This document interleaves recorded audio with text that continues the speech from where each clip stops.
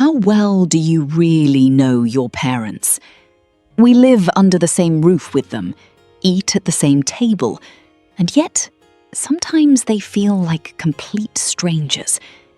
We judge their rules, we resent their silence, and we mistake their emotional distance for a lack of love. My name is Maya.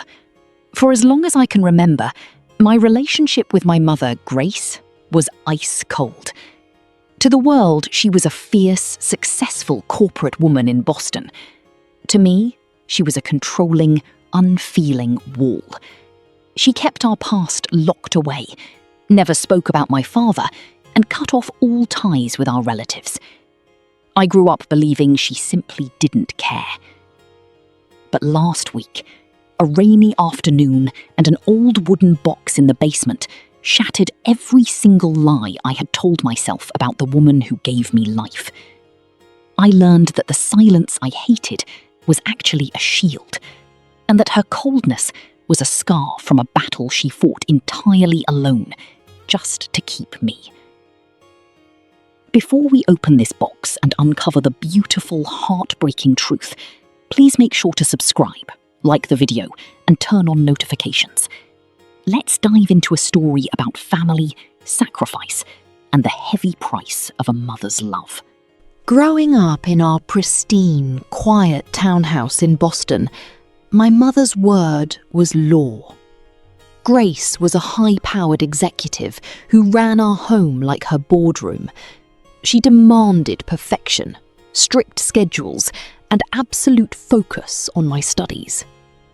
But whenever I tried to ask her about our family, the atmosphere turned to ice. "Mum, why don't we ever visit Grandma and Grandpa in Chicago?" I asked her one Thanksgiving when I was 14. She didn't even look up from her laptop. "We don't speak to them, Maya. Focus on your homework." "And what about Dad? Why don't I have any photos of him?" I pressed, my voice cracking. She slammed her laptop shut, her face hardening into an expressionless mask. "Your father is not a part of our lives. End of discussion." That was her armor. Silence. Over the years, bitterness took root in my heart. I convinced myself that she was a selfish, unfeeling woman who was too proud to maintain relationships and too cold to love her own daughter. Our home became a war zone of slammed doors and deafening silence. By the time I turned 17, the tension between us was unbearable. Every conversation felt like an argument, and I couldn't wait to graduate and move as far away from Boston as possible. One Saturday afternoon, while my mother was away at a weekend corporate conference, a massive storm hit the city. The heavy rain caused a minor leak in our basement. Knowing that my mother would blame me if anything got ruined, I reluctantly went downstairs to move some old storage bins away from the damp walls. The basement was filled with dust and old furniture, remnants of a life we never talked about. As I dragged a heavy plastic bin out of a dark corner, my foot struck something solid hidden beneath an old canvas tarp. Curious, I pulled the tarp away. It was a vintage, heavy wooden box secured with a simple, rusted brass latch. It didn't have a lock. With a racing heart and a strange sense of guilt, I lifted the lid. Inside the box lay a treasure trove of a past I was strictly forbidden to know. There were no riches, just layers of old papers, photographs, and stacked letters tied together with faded blue ribbons. I picked up the first stack of letters. They were dated 18 years ago, the year I was born. The letters were from my grandparents in Chicago, addressed to my mother. As I read the elegant, harsh handwriting of my grandmother, the room seemed to lose all its air.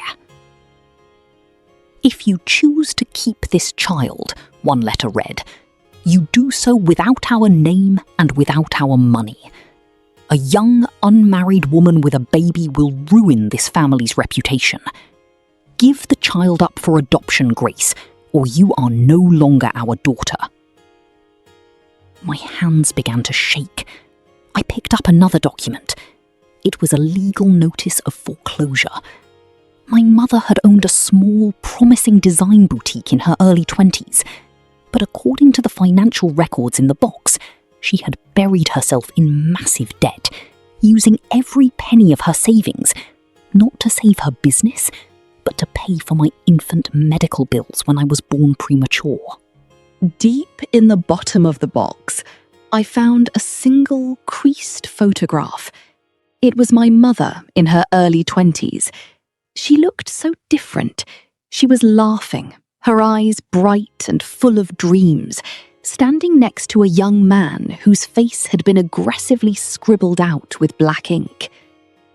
Attached to the back of the photo was a legal document, a restraining order against my biological father, alongside a series of turned-down plea letters from him, demanding that she give me up because he didn't want the financial burden of child support. My mother had been completely cornered. Her parents had disowned her for refusing to abandon me. The man she loved had deserted her and tried to force her to get rid of me. She had lost her business, her family, and her youth in a matter of months. She had moved to Boston with nothing but a suitcase and a sick newborn baby, taking low-level jobs, working through the nights, and sacrificing every single dream she ever held, all while carrying a mountain of debt, just so I could grow up safe, educated, and protected. As I sat on the cold basement floor, surrounded by the evidence of her immense sacrifice, tears streamed down my face. The controlling nature I hated was just her desperate attempt to ensure I never fell into financial ruin like she did. The coldness and emotional distance weren't a lack of love. They were exhaustion.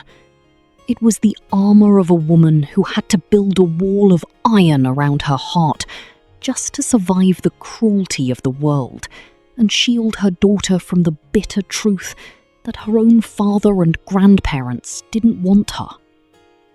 Suddenly, I heard the front door open upstairs. The clicking of her high heels echoed across the ceiling, followed by her calling out my name in her usual stern, practical voice. "Marja, are you home? Why are the basement lights on?" A few seconds later, her footsteps descended the stairs. She stopped at the bottom step, her eyes falling on the open wooden box and the papers scattered around me. I saw a flash of pure panic cross her face, the first time I had ever seen her look vulnerable. "Maya," she whispered, her voice trembling as she stepped forward to grab the papers. "You shouldn't be looking through that. Put that away." I didn't pull away. Instead, I stood up, walked straight to her, and threw my arms around her neck, burying my face in her shoulder. I wept openly, holding her tighter than I ever had in my life. "I'm so sorry, Mom," I sobbed. "I'm so sorry for being so blind. Thank you for keeping me. Thank you for sacrificing everything for me." For a long moment, her body remained stiff, frozen in shock. But then, the iron wall she had spent 18 years building completely crumbled. Her shoulders shook, and she wrapped her arms around me, holding me back as she let out a deep, cathartic sob, a cry she had been holding back since the day I was born. We sat on the basement floor for hours that evening, not as a controlling mother and a resentful daughter, but as two women who finally understood each other. She told me everything, and for the first time, I saw the beautiful, soft soul behind the corporate armor.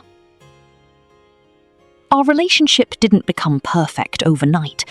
but the ice had finally melted. I realized that love doesn't always look like warm hugs and sweet words. Sometimes love is silent. Sometimes love is a mother standing alone in the dark, taking all the hits so her child can walk in the light. If this story touched your heart, let me know in the comments below. Have you ever misjudged a family member, only to realize later how much they sacrificed for you? Let's talk about it.